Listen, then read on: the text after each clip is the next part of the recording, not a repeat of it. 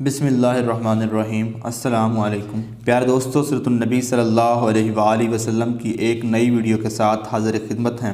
دوستو، آج کی اس ویڈیو میں ہم آپ کو غزوہ بنو قینقاع کے بارے میں بتائیں گے۔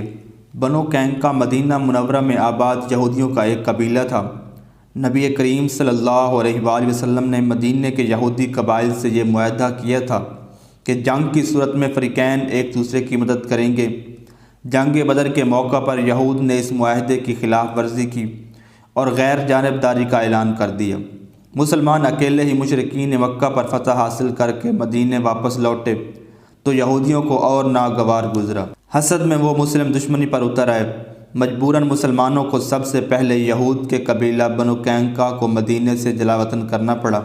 یہ خیبر میں جا آباد ہوئے، مگر اسلام دشمنی سے پھر بھی باز نہ آئے، بدستور سازشوں میں مصروف رہے۔ اسلامی لشکر نے جنگ خیبر میں ان کی سرکوبی کی۔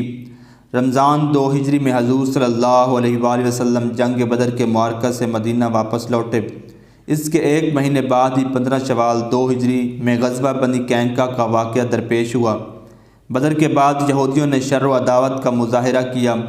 مدینہ کے اطراف میں یہودیوں کے 3 بڑے بڑے قبائل آباد تھے، بنو قینقاع، بنو نذیر اور بنو قریظہ۔ ان تینوں سے مسلمانوں کو معاہدہ تھا، مگر جنگ بدر کے بعد جس قبیلہ نے سب سے پہلے معاہدہ توڑا وہ قبیلہ بنو قینقاع کے یہودی تھے۔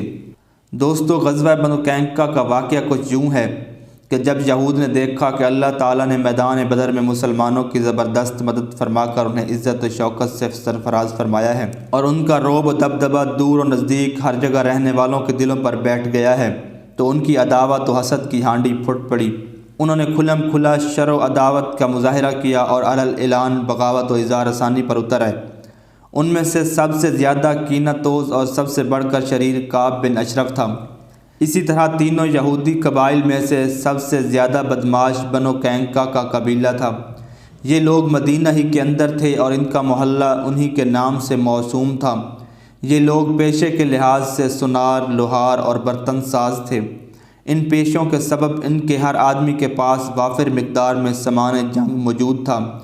ان کے مردان جنگی کی تعداد 700 تھی اور وہ مدینہ کے سب سے بہادر یہودی تھے۔ انہی نے سب سے پہلے عہد شکنی کی۔ جب اللہ تعالیٰ نے میدان بدر میں مسلمانوں کو فتح سے ہمکنار کیا تو ان کی سرکشی میں شدت آ گئی۔ انہوں نے اپنی شرارتوں، خباثتوں اور لڑانے بھڑانے کی حرکتوں میں وسعت اختیار کر لی اور خلفشار پیدا کرنا شروع کر دیا۔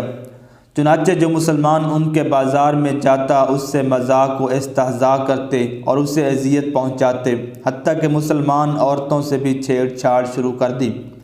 اس طرح جب صورتحال زیادہ سنگین ہو گئی اور ان کی سرکشی خاصی بڑھ گئی تو رسول اللہ صلی اللہ علیہ وآلہ وسلم نے انہیں جمع فرما کر وعظ و نصیحت کی اور رشد و ہدایت کی دعوت دیتے ہوئے ظلم و بغاوت کے انجام سے ڈرایا، لیکن اس سے ان کی بدماشی اور غرور میں کچھ اور ہی اضافہ ہو گیا۔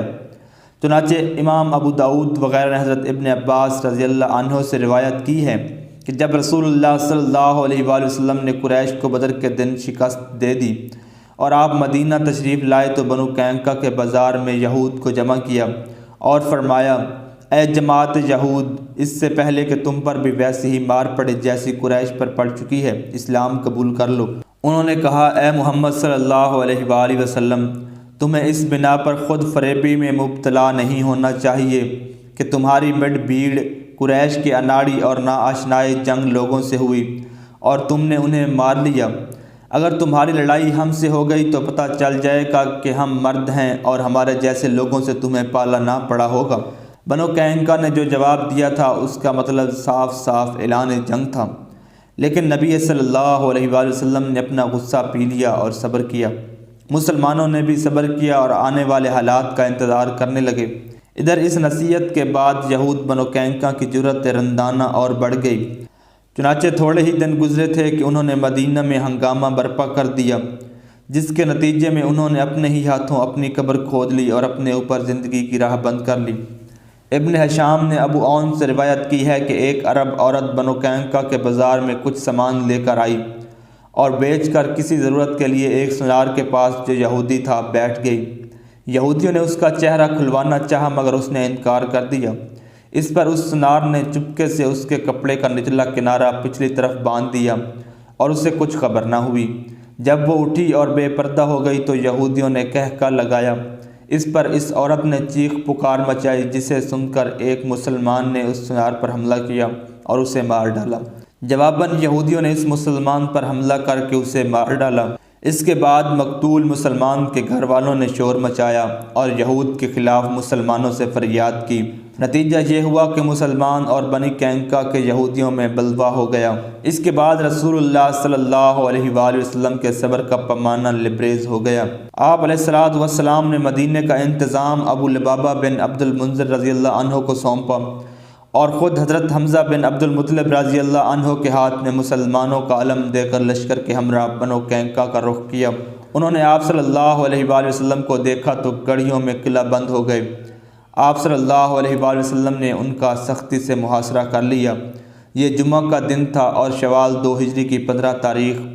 15 روز تک محاصرہ جاری رہا۔ پھر اللہ تعالیٰ نے ان کے دلوں میں رعب ڈال دیا، جس کی سنت ہی یہ ہے کہ جب وہ کسی قوم کو شکست و ہزیمت سے دوچار کرنا چاہتا ہے تو ان کے دلوں میں رعب ڈال دیتا ہے۔ چنانچہ بنو قینقاع نے اس شرط پر ہتھیار ڈال دیے کہ رسول اللہ صلی اللہ علیہ وآلہ وسلم ان کی جان، مال، آل و اولاد اور عورتوں کے بارے میں جو فیصلہ کریں گے انہیں منظور ہوگا۔